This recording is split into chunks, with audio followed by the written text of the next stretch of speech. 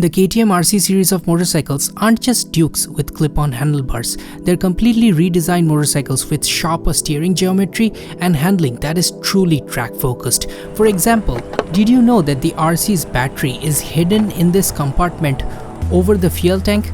Unlike the Duke, which has it under the seat, like I said, completely redesigned motorcycles. And this brings us to the KTM RC 125. It shares the same 124.7cc engine with its sibling the Duke 125 and makes the same amount of power and torque as the naked version. But the bodywork is taken from the RC 200 that gives it a curb weight of 160.4 kilograms, which is around 12 kgs heavier than the naked Duke 125. But is the engine too small for a bike this big and heavy?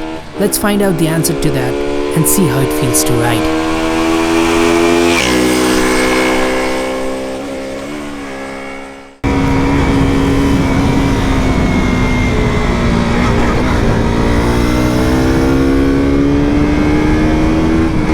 The bike is ripping out on around 10,500 RPM. There's a lock, and that brings us to the track discussion, whether this bike will be a good track tool.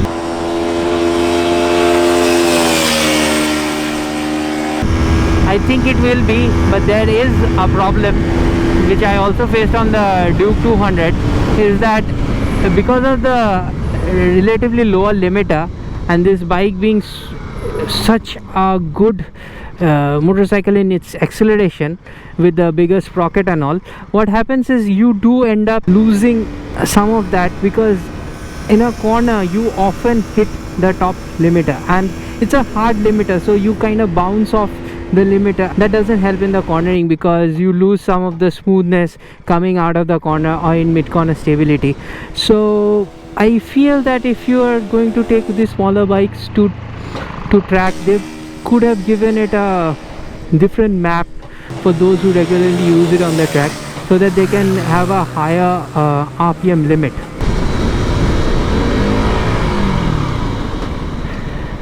Very good braking as usual. I feel, like I said, it's the overkill.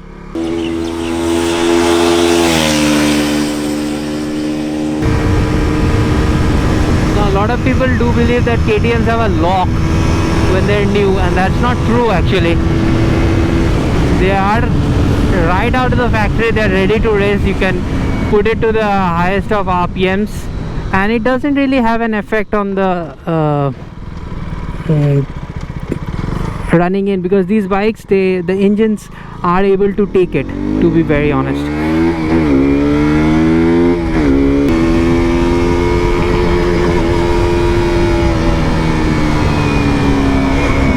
So first ride on the KTM RC 125. Haven't been onto the RC saddle for quite a while. I think the last time I was there was riding my friend's RC 200 in Bangalore, and years before that the RC 390. One thing I did find to be very interesting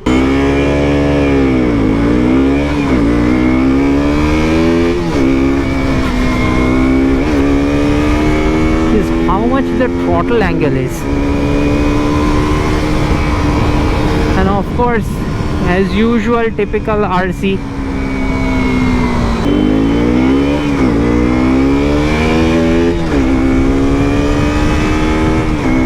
with this bike I'm always at full throttle, and the thing is, the throttle angle is not like the Duke 390 or the RC 390. It's a bigger angle. You have to rotate your wrist more to get the full throttle, and I don't like that. A quick throttle would be good, because in any ways the power is really low, but you can modify that. If you tell the KTM mechanics, they will fix it for you, but the full throttle is a huge angle.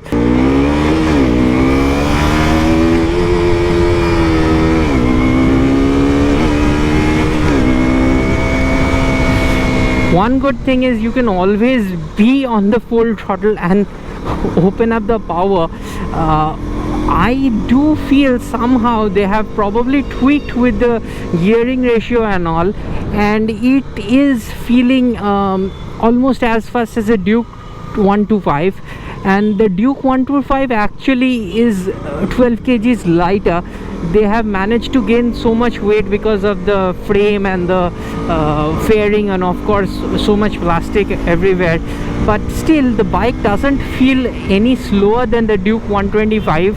If I didn't know better, I would say it probably feels a slightly bit of better than the Duke 125, and that seems contradictory. Of course, a lot of you guys who are buying this bike are probably gonna ride it within the city, and you're gonna do a lot of filtering, and as you can see, it's a very lightweight and nimble motorcycle like the rest of the RCs, and it's just 160 kgs, so probably the lightest bike, just like the RC200, and feels very light. That's because of KTM's trellis frames. They always feel lighter than they actually are in real life, and more agile, so filtering in traffic is going to be very easy. You can easily fold in these mirrors if you are in a tight spot, and that helps. Obviously KTM's mirrors, they have changed them up just a few seasons ago. They changed it up, and the new mirrors are stylish. At the same time, they're really big, give you a very good view of the rear. They are adjustable. Now suspension, something I felt on the Duke 125 as well, is kind of softer than the Duke 390, and that means even over bumps and all that, despite this being a sport bike, it's not that hard on the wrists because the suspension is taking it very well. And that is something that probably you won't be understanding in a track ride scenario, because the road over there is very smooth and all, but here when we test it out on the real roads, and by the way, today the road conditions are wet and we are kind of leaning them through, so you can understand that even with the lean angles, the MRF tires are providing enough grip. So yeah, probably not on wet roads I'll be doing knee down and all of that stuff, but for normal cornering and normal riding within the city, even the wet grip of the MRFs seem to be fine. But do not push it extremely, because these are not Metzeler's and they're not the legendary wet grip of the Metzeler tires. What the power feels like, man, if you have ridden the RC200, this is around 9.5 horsepower less than the RC200, and that is a big number for such a small capacity motorcycle. 9.5 bhp of power loss, you do feel it. And with the RC200, I would say opening up the throttle, even say 60% within the city is sufficient, but with this I am always finding myself going full throttle, so that's the main difference. And even then, in full throttle, I do wish sometimes there was a little bit more power, and we still haven't even gone to the open roads, and which takes me to the main discussion, whether this bike can take it to the highways. And I personally feel that it cannot, because on the highway you do miss the extra punch that the RC200 or the 390 provides. So this bike, if you want to buy it, just buy it for within the city use, or if you are like going to take this bike as a track tool, as a learning tool on track, you can buy it. New or beginner rider won't be able to handle the power on the 200. I personally don't think so, because the 125 platform has been there in the Europe to be used as a 16-year-old guy or girl. They get the license to ride on the 125cc platform till they turn 18. So Indian motorcycling has changed a lot, and today's youngsters, I feel, are capable enough to handle the power on the RC200. Lots of my young friends own the 200cc Duke or the RC, and that is why I feel this way. My friend Sandeep, who's right now following me on the tail cam, he is riding the Duke 200 and he's managing the power quite fine. So if you want the extra mileage, then you can look at the RC 125 or the Duke 125 options. Otherwise, even the Duke 200 or the RC 200 are very easily manageable motorcycles for the beginners. KTM does not really downgrade on its brakes and tires, even on its smaller bikes. Even on the RC 125, you get the same 300mm single bibrake disc up front with 4 piston calipers and a 230mm disc with twin piston calipers at the rear. And of course, the non-switchable single channel ABS. Even the tire sizes are same, and RC 125 gets 150 section wide rear tire, which is same as the RC 390 or the RC 200. Though the 390 gets grippier Metzeler tires, the 43mm upside down telescopic forks and the 10-step preload adjustable rear shock absorber is also the same, along with the trellis frame from the RC 200. If you buy the 150cc commuter bikes like the Gixxer or the Hornet, stuff like that, they also come with 14 or 15 bhp of power. So it's a similar power level to 150cc commuter motorcycles, but with a very safe braking feel, wider tires, excellent upside down suspensions, and obviously they're gonna charge you a premium for it. The Duke 125 is probably 1.5 lakhs right now, close to that on road, and this is 1.7 lakhs. So the KTMs have always been considered a very value for money proposition, and this bike has been criticized because it's a 125cc motorcycle that is now coming for a price tag of 1.7 lakhs. If you ask me, it is not a value for money motorcycle, but the RC 200 or the Duke 120, Duke 250 or even the Duke 390, I consider them more value for money because for the price they are being offered, the performance ratio is much higher. First of all, the R15 does have 25 extra cc's, and that shouldn't matter much, but it is also packing in around 4.5 bhp more of power, and that does make a difference. The R15 does feel faster than this motorcycle.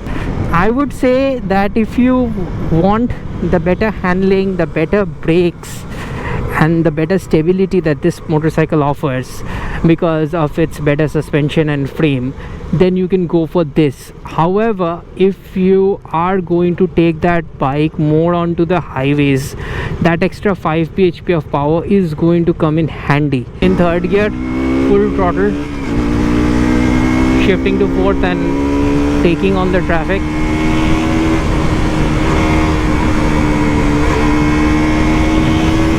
It's possible.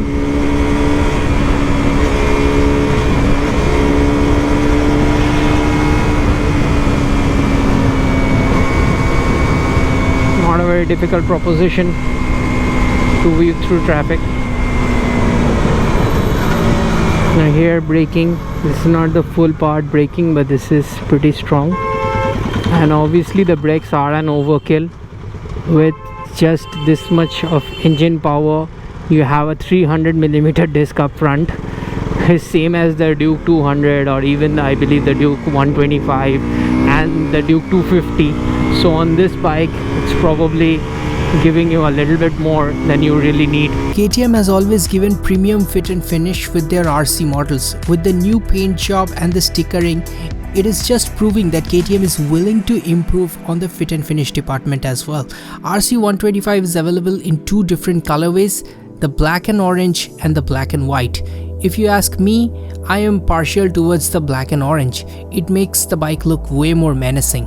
But it's the small details like the LED DRLs, the small indicators built into the mirrors, better quality of handlebar grip, or even the finish on the pillion seat that makes it look like a seat cowl. These small things gives the RC its unique and premium feel. It's unbelievable, but the console is almost 8 years old now and it still provides more information than some of the latest bikes. Gear position indicator and shift indicators are there, along with 2 trip meters which show average speed and time of trip, along with when your motorcycle is due for servicing or what mileage it is giving. Everything is shown here.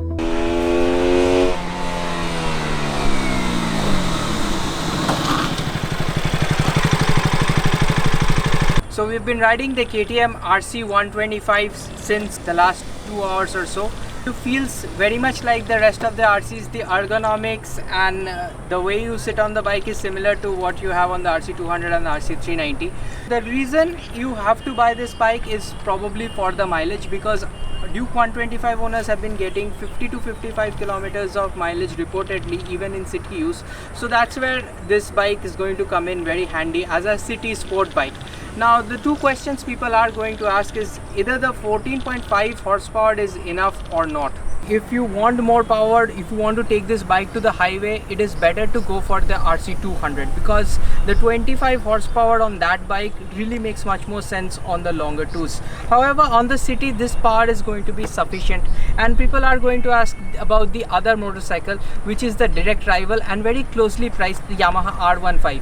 Now, as I've already discussed before, the R15 does have 4.5 bhp of more power, so that does come in handy if you are going to take it as usual to the highways. But if you're going to stick to the city, both this bike and the R15, the power feels adequate. This bike has a better fueling, so your throttle response is better, so that way in city you don't really miss the power. As I have already shown you, overtaking in traffic, even doing 100 kilometers per hour is very easy on this bike. The bike's really eager to go to the 100 kilometer per hour mark, but after that it starts losing steam, whereas the R15 kind of goes to 120 and then starts losing steam. So that 20 kilometers per hour speed difference is there, but you won't feel that much difference in the city. Now I still do love the RC 200 more, because that is even 6 horsepower more than the R15. So a lot of people who are complaining that this bike doesn't have that much power, you can go for the RC 200 and beat the R15 with 6 horsepower more. For the stability purpose, the frame and the wide tire that this bike has, it can do way better in corners, but the speed is limited. So that way I really prefer the RC 200 a lot more. So if you have the budget, and that bike is going to give you 35 kilometers per liter, 32 to 35 kilometers per liter mileage, so you have to think about those two things, whether you can go with that kind of mileage and whether you can handle the power. You can, because the power delivery is very linear on the RC 200 as well. Even as a beginner rider, it won't be much of a problem. So only consideration for buying this bike to me would be the mileage. For the frame and the suspension that this bike possesses with a wide rear tire, I feel it is like an overkill. Even on the RC 200, the stability is so great. So on this bike, while we were doing corners, we were feeling that the engine is underpowered. We can do a lot more. So if you do have the budget, the RC 200 is currently 2.24 lakhs, whereas this is 1.7 lakhs. So there is a 50,000 rupee price point difference. But if you can go for that bike, I would recommend it. Do remember that that bike has 30 kilometers to 35 kilometers per liter mileage, so you're gonna lose a lot, about 15 to 20 kilometers per liter mileage. So if you can afford that, and if you can afford the extra pricing, I do still recommend the RC 200. But for this bike, what I said, like a lot of college students, starting up people, riders, beginner riders are going to look at this bike. It looks absolutely stunning in this orange and black colorway, by the way. Probably the best looking color scheme in all the KTM RCs. KTM understands the market, and they now understand that KTM has that brand image that people are willing to pay 1.7 lakhs for a 125cc motorcycle from KTM. They didn't launch it directly when they came to India, because then it was all about giving the highest performance at a good price. But right now that KTM has established itself as a premium player in the market, and people have that brand image, people know about KTM, they have finally launched the Duke 125 and the RC 125, and I feel there is a market for these bikes right now. And if you are in Kolkata, I'm giving the numbers on screen. You can contact them for a booking or a test drive. They'll be having a demo bike available soon for you guys to test drive. So that's it for now. Thanks for watching, and I hope to see you on my next video. This is Rahul. Goodbye.